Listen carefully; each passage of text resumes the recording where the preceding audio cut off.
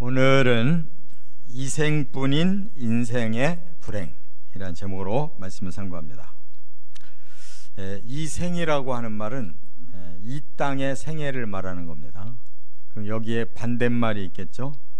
내생이라는 말이 있습니다. 우리가 다음에 누릴 세상을 내생이라고 말합니다.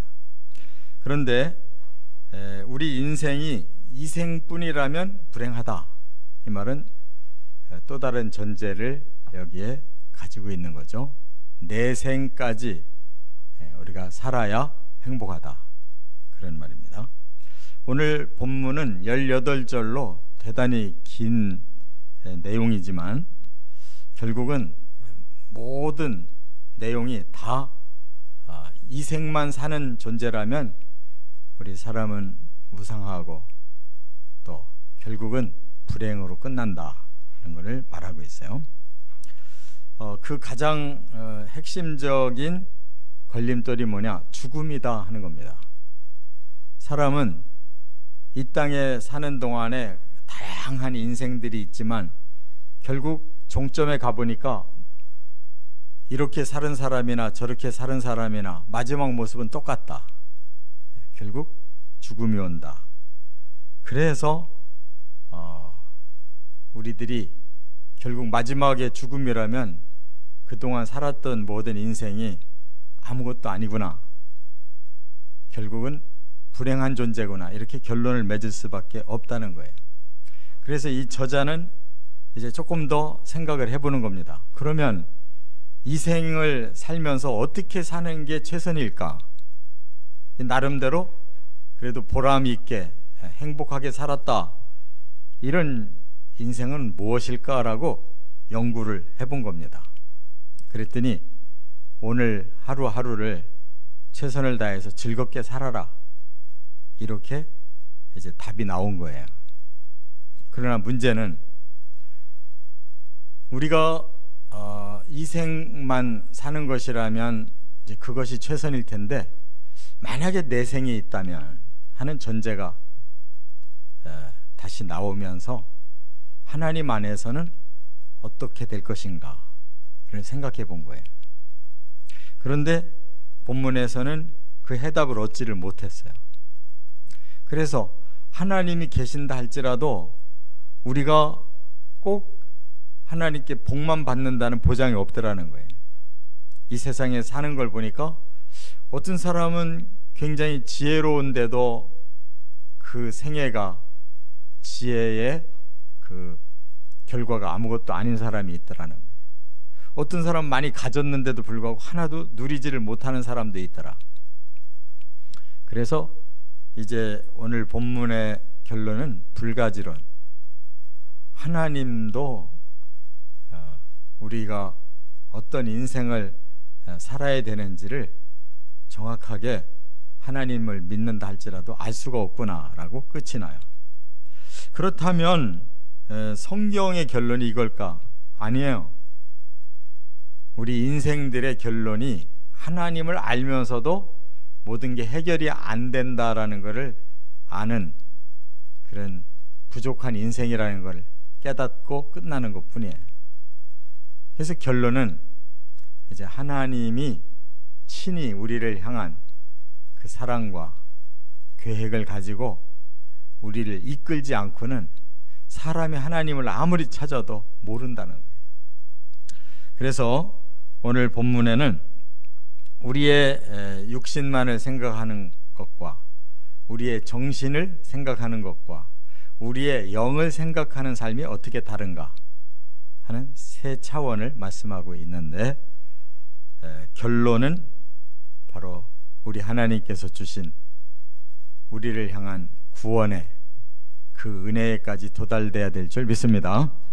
자, 첫째 1절부터 6절까지 보면 모든 사람은 결국 죽음의 길로 간다. 육적인 인생을 말하고 있어요. 모든 사람은 결국 죽음의 길로 간다. 이거 모르는 사람이 없어요. 그런데 처음에는 그거를 전혀 인식하지 못하고 살다가 점점 나이가 들면서 우리 인생은 끝내는 죽음의 길로 가는 거구나라는 것을 느껴요. 그럴 때 어떤 고백이 나오느냐, 한번 3절을 같이 읽겠습니다. 3절, 모든 사람의 결국은 일반이라. 이것은 해 아래에서 행해지는 모든 일 중에 악한 것이니 곧 인생의 마음에는 악이 가득하여 그들의 평생에 미친 마음을 품고 있다가 후에는 죽은 자들에게로 돌아가는 것이라. 네. 모든 사람의 결국은 일반이라. 여기서 일반이라는 말은 다 같다 그런 뜻이에요. 모든 사람의 결국, 마지막은 다 똑같다. 이건 뭐냐? 우리 육체의 죽음으로 끝난다는 거예요. 그래서 우리 사람이 죽음의 길을 간다, 이것에 도달되면은 이제 더 이상 우리 인생의 가치나 의미를 느끼지 못해요. 이게 걸림돌이에요. 여기서 다 절망하고 여기서 다 허무하게 인생을 끝냅니다. 그런데 우리의 죽음이 왜 이렇게 되었을까를 조금 생각해 본 거예요. 그랬더니 인생은 악하게 살아서 그렇구나 라고 조금 깨달은 겁니다. 그래서 해 아래에서 행해지는 모든 일 중에 악한 것이니 그랬어요. 그러니까 우리 인생이 다 해 아래에서 평생을 살게 되는데, 그것을 한꺼번에 그럼 우리 인생의 문제가 뭘까라고 생각해 보니까 악이다라고 깨달았다는 거예요. 우리 인생은 악하기 때문에 결국 그 끝이 다 똑같이 죽는구나. 그러면서 인생의 마음에는 악이 가득하다. 결국 우리 마음의 문제라는 걸 알았다는 거예요. 마음이 악하구나. 그래서 평생 미친 마음을 품고 사는구나. 이게 비정상이라는 거예요. 사람들의 생애가. 그러다가 결국은 조상들이 간 죽음의 길을 똑같이 다 따라가고 있구나, 이렇게 말을 하는 것입니다. 이게 사람들의 삶인데 이것을 평소에는 생각을 못해요. 자기의 어떤 계획이 있고 자기의 욕망이 있고 뭔가 눈앞에 펼쳐지는 세계가 이제 자기에게 계속 뭔가 기회가 주어진다고 생각하고 막 열심히 삽니다. 그런데 살아갈수록 우리의 마음에는 악이 점점 쌓여요. 세상을 자기가 생각하고 자기가 욕망하는 대로 살아보려고 할수록 인생은 점점 더 악해져요.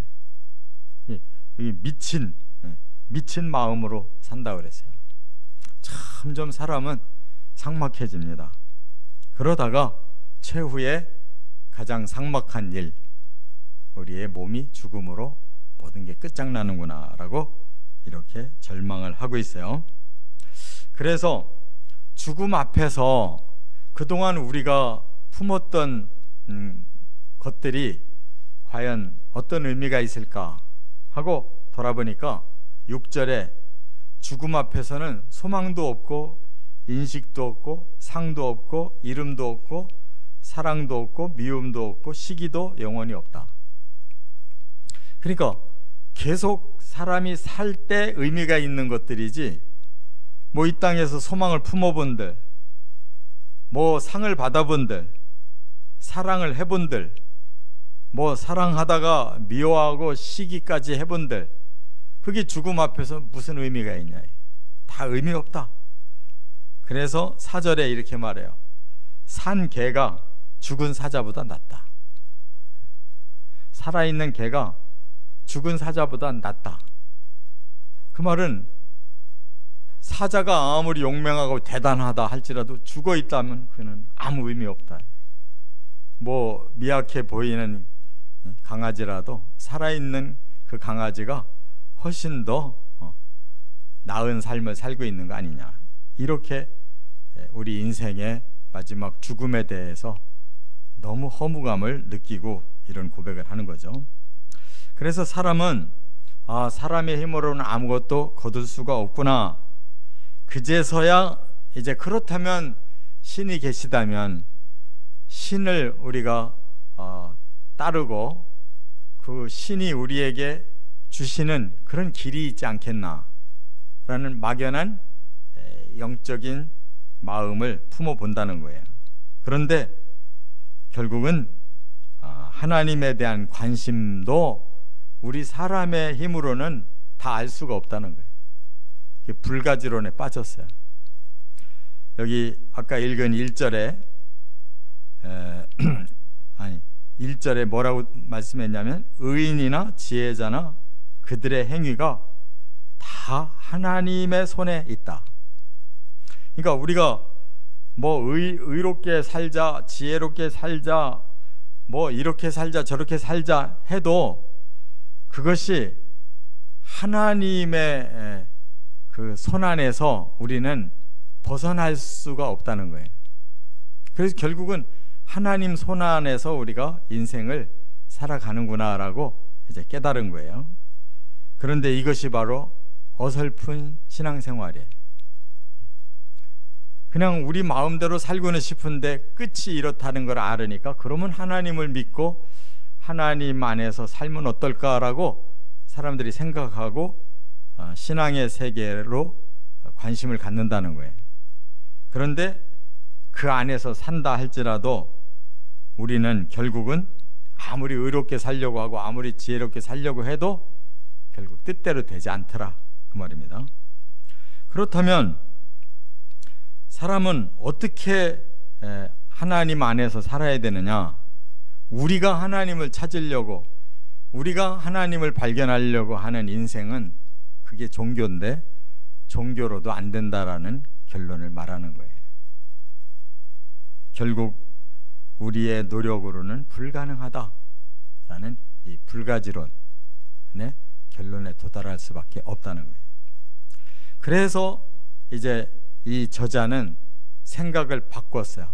그러면 내가 육체적으로 모든 것이 끝난다면 무의미한 인생이지만 정신적으로 내 마음에 뭔가를 이루며 살 수 있지 않나, 정신적인 그런 만족을 얻을 수 있는 길이 있지 않나 하고 정신세계를 한번 들여다본 거예요. 7절부터 12절에 보면 살아있는 동안에 즐겁게 사는 것이 최선이다. 이게 정신적인 결론이라는 거예요. 그러면 어차피 우리가 열심히 노력해도 안 되고 하나님 믿는다고 종교 생활해도 안 된다면 결국은 나라고 하는 이 존재감을 어떻게 가지고 살아야 되느냐? 내가 살아가는 동안에 내 마음이 즐겁게 최선을 다해서 사는 것이 그게 최상의 삶이다. 이렇게 나름대로 정신적인 결산을 했다는 겁니다. 자, 7절부터 12절 중에 그 마지막 절 12절을 한번 같이 읽어보죠. 분명히 사람은 자기의 시기도 알지 못하나니 물고기들이 재난의 그물에 걸리고 새들이 올무에 걸린 같이 인생들도 재앙의 날이 그들에게 호련히 임하면 거기에 걸리느니라. 네. 이제 정신적인 인생도 어떤 것인가를 살펴보니까 마치 물고기나 새들과 같은 인생과 별 다른 게 없다는 거예요. 물고기가 막 자기 마음대로 막 꼬리를 치면서 열심히 사는 것 같은데 물고기가 어느덧 그물에 탁 걸려서 재앙을 당하는 걸 보고, 새들도 자기 마음대로 자유롭게 나누는 것 같은데 어느새 올무에 딱 걸리니까 새의 운명도 끝인 것처럼 우리 인생들도 막 나름대로 산다고 열심히 살았는데 어느 날 갑자기 재앙이 임해가지고 거기서 끝나고 말더라 그 말이에요. 그렇다면 결국 그 재앙으로 우리는 죽을 건데 평생 수고하고 또 뭔가 우리 나름대로 이것도 하고 저것도 해서 얻은 게 있다 할지라도 그게 무슨 의미가 있냐. 다시 말해서 죽은 스올에는 일도 없고 계획도 없고 지식도 없고 지혜도 없다. 이 땅에서 우리가 열심히 일하고 열심히 뭔가 계획하고 열심히 지식을 습득하고 남보다 더 지혜롭게 살려고 노력했는데 그게 마지막 재앙 앞에서 걸려 넘어져서 스올로 들어간다면 이제 우리가 지옥 같은 그런 고통의 세계로 들어간다면 그동안 일했던 거, 계획했던 거, 지식을 쌓은 거, 남보다 더 지혜롭게 살려고 했던 것이 무슨 소용이 있냐 이게. 그래서 정신적인 삶이 결국은 해결하지 못한다. 그걸 지금 말하고 있는 거예요. 그렇다면 아무것도 보장이 없는 우리들에게 과연 뜻있는 게 뭐냐. 여기 보니까 11절에 이런 말을 했어요. 빠른 경주자라고 선착하는 것이 아니며, 굉장히 빨리 달린다고 해서 1등 하는 거 아니더라는 거예요. 인생이 용사라고 해서 전쟁에 꼭 승리하는 것도 아니더라. 지혜자라고 해서 그 사람이 음식물 더 많이 먹고 사는 것도 아니더라. 명철자라고 해서 그 사람이 재산을 더 쌓는 것도 아니더라. 지식인이라고 해서 그 사람이 더 은총을 얻는 것도 아니더라. 시기와 기회가 오고 말더라. 이렇게 말을 해요. 그러니까 뭐 더 똑똑하나 덜 똑똑하나 뭘 더 능력이 있으나 없으나 별 차이 없다는 거예요. 그래서 여기에 시기와 기회라는 단어가 중요해요. 시기라는 말은 애트라고 그러는데 이게 기회예요. 그리고 기회라는 말은 폐가라고 그러는데 이게 재앙이라는 뜻이에요. 지금 이 번역이 좀 잘못되어 있어요. 그렇기 때문에 이건 무슨 말이냐, 이렇게 저렇게 최선을 다해 살았어도 언젠가는 기회는 끝나고 재앙은 당한다, 이런 말이에요. 우리 인생들이 다 재앙으로 다 죽지, 평안하고 계속 모든 것이 형통한데 죽는 게 아니잖아요. 마지막 죽음이라는 것이 재앙이고 그 이전까지는 계속 기회라는 것이 우리들의 것으로 생각하고 살고 있잖아요. 근데 어느 날 그 기회는 끝나고 재앙이 닥치니까 모든 것이 다 끝나더라, 그 말이에요. 그래서 이 저자가 마지막으로 깨달은 게 뭐냐, 7절에 보니까 기쁨으로 음식물을 먹고 즐거움으로 포도주를 마시라. 8절에 의복을 항상 희게 하며 머리에 향기름을 바르고 9절에 사랑하는 아내와 함께 즐겁게 살아라. 이게 정신적인 결론이에요. 내일은 모르겠다. 오늘 우리에게 주어진 하루를 우리가 기쁜 마음으로 먹자. 또 즐거운 마음으로 포도주를 마시자. 기왕이면 옷도 잘 입고 머리에 향기름도 좀 바르자. 그리고 사랑하는 아내와 함께 오늘 하루를 즐겁게 살자. 이게 정신적인 결론이라고. 오늘 주어진 그 기회의 날에 우리가 다 누려야 된다는 거예요.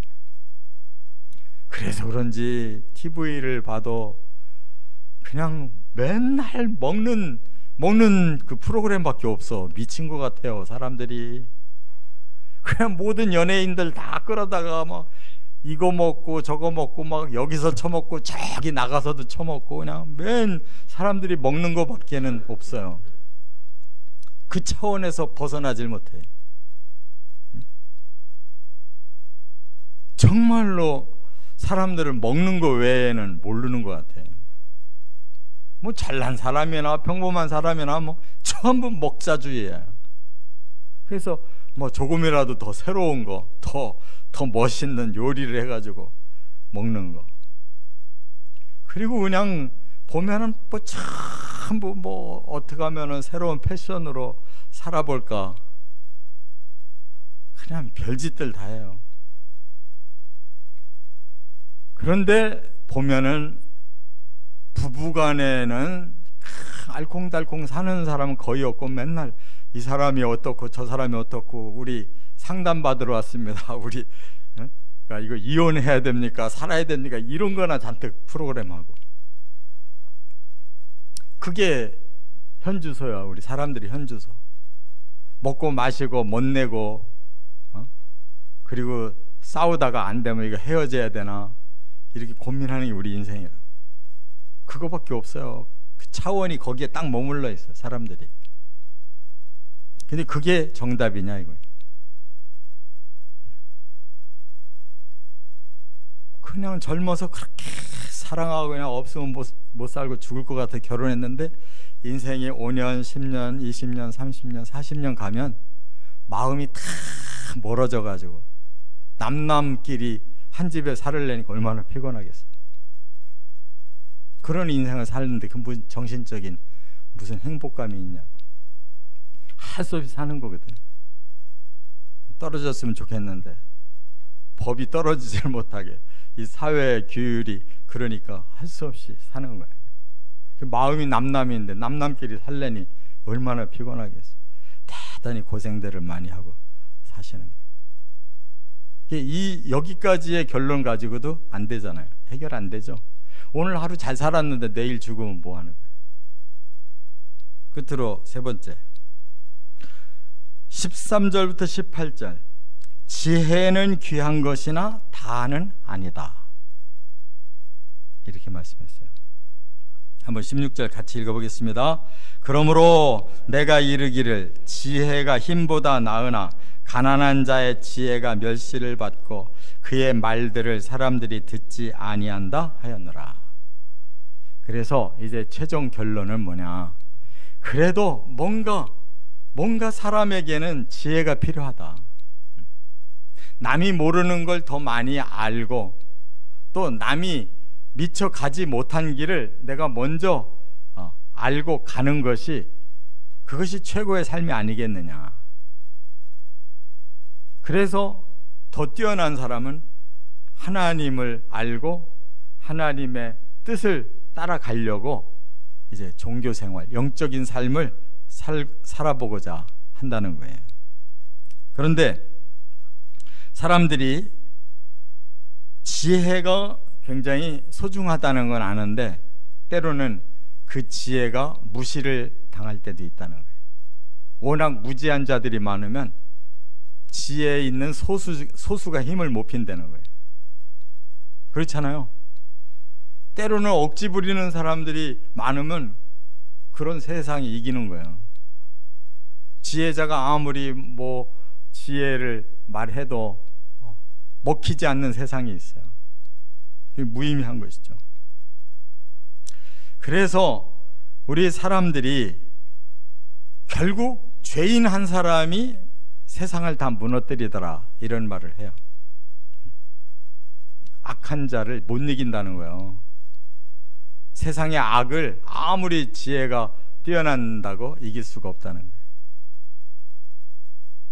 결국 그 악을 사람들이 이기지 못하기 때문에 그냥 그 악 속에 우리가 매여서 처음 말한 것처럼 사람이 왜 죽을까 하고 생각해 보니까 사람 마음이 악하구나, 평생을 미친 짓 하고 살다가 결국 죽는구나 라고 말한 것처럼 끝내 우리가 지혜를 발견하고 좀 더 하나님의 뜻을 알고 살아보려고 했어도 하나님 뜻도 더 이상 알 수도 없고 때로는 아주 무지하고 악한 자들이 훨씬 득세하면 지혜도 꼼짝 못하는 세상이더라 그 말이에요. 그렇습니다. 그래서 하나님이 우리에게 주신 구원은 바로 하나님의 긍휼로 우리를 용서해 주시고 우리를 품어주셔서 우리가 그 사랑으로 구원받는 길 밖에 그 이외에 다른 길이 없다는 거예요. 우리의 모든 걸 다 내려놓고 그 하나님이 우리를 향해서 긍휼의 사랑을 베푸시고 우리를 위해서 하나님께서 우리를 품어주시는 그 사랑을 마음에 깨닫고 그 하나님께 우리의 인생을 맡기고 그 영원한 구원을 향해 가는 것보다 더 최선의 길은 없다는 거예요. 할렐루야. 사람이 아무리 똑똑해서 이 많은 걸 생각해보고 결론을 맺은들 결론이 안 나온다는 거예요. 불가지론. 다 사람은 몰라요. 모르는데 아는 척하고 살다가 끝나는 거예요. 그냥 한 사람의 악한 죄인이 나서면 모든 지혜자가 다 무너진대요. 그게 이 세상의 모습이에요. 그러니까 저나 여러분이나 성경을 자꾸 사람의 생각으로 찾아 들어가서 뭘 알려고 하지 마시고 다 내려놓으시고, 하나님 우리를 불쌍히 여기시고 우리를 찾아와 주십시오. 나를 구원해 주십시오. 하나님께 우리 인생을 맡기시길 바랍니다. 그것이 가장 지혜로운 거예요. 그런 삶 살아가시길 주의 이름으로 축원합니다.